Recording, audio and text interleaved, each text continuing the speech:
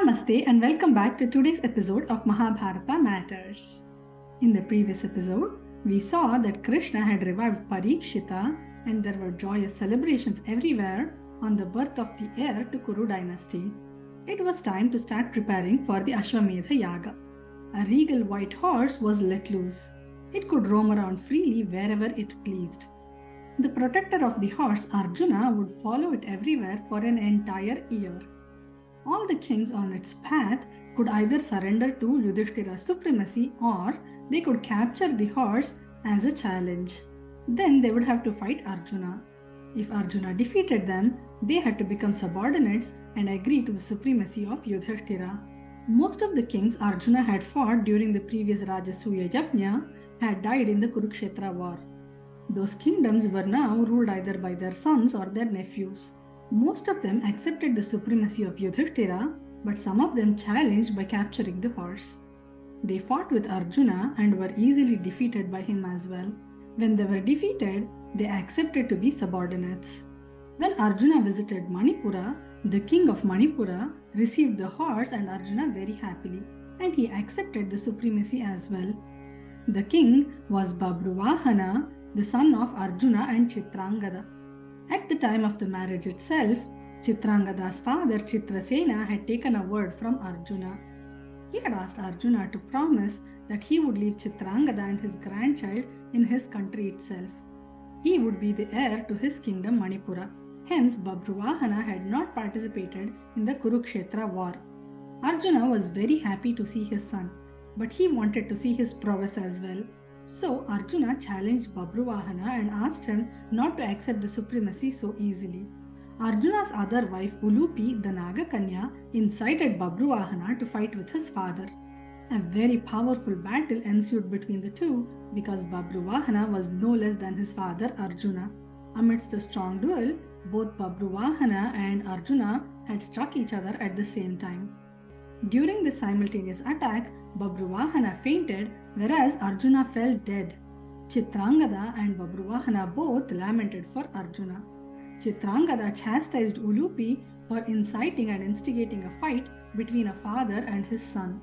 Babruvahana decided to kill himself for this act of his. At the time, Ulupi stopped him. She placed a Nagamani on the chest of Arjuna and revived him. She told them the reason for this incident. After Bhishma's demise, the Vasus were very angry with Arjuna. After the asthis of Bhishma were left in the waters of Ganga, the Vasus approached Mother Ganga and told her that they had cursed Arjuna to die. They were angry that Arjuna had shot arrows at Bhishma standing behind Shikhandi.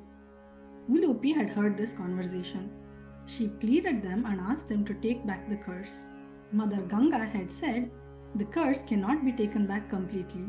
Also, no one can defeat Arjuna except himself. Since Babruvahana, his son, is a reflection of him, he will die at his son's hands. At that time, Ulupi, you revive him using the Nagamani. Ulupi narrated this incident and said this was the reason why she instigated a fight between Babruvahana and Arjuna. Now, Arjuna was free from the curse of the Vasus as well as absolved from the blame of killing Bhishma. Everyone was happy that Arjuna was revived. Later, Arjuna finished the parikrama of the world with the horse and returned back to Hastinapura. When Arjuna came back from his quest along with the horse, Yudhishthira requested to Krishna, Krishna, it is because of you that we have got the kingdom and all this glory. It is only right that you should be performing this Yajña.